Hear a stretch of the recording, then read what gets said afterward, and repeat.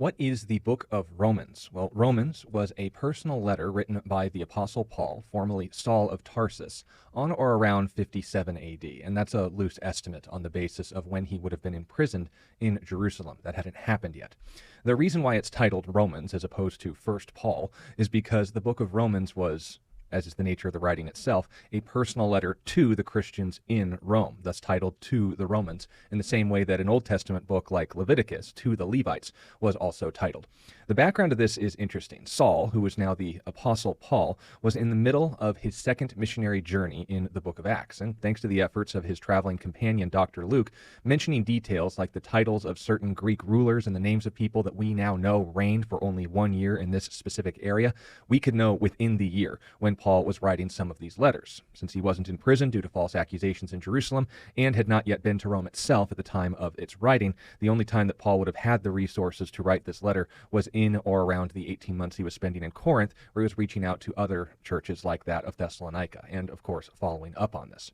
Now, the genre of literature that the book of Romans is written, as well as the majority of the books of the New Testament, are poetry, but not in the sense of rhymes or sing-song letters. These are personal letters that are intended to clarify doctrine, or what we believe. It's obviously a different format because it's addressed to an individual about certain topics of belief, as opposed to a broad audience in the genre of history that's focusing more on the events. These are written within those events of history, mainly the latter chapters of the book of Acts, but this would be a whole different genre than the first 5 books of the New Testament, that of course being the Gospels and Acts itself.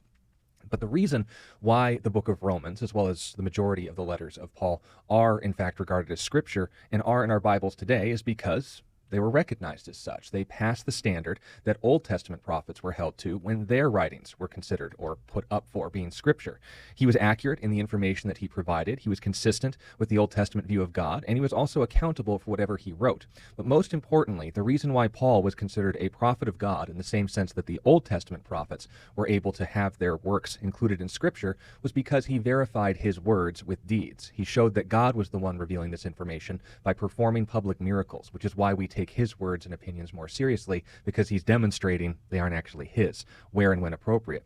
It's also worth noting, and this is just a fun fact for all of you, that the book of Romans itself has been commented not just by Christians in its effective way to communicate belief, but also even atheist and deist scholars like Anthony Flew, who commented specifically on Paul's letter to the Romans, saying that it demonstrated an expert philosophical mind and how he presented and argued the case for Christian salvation.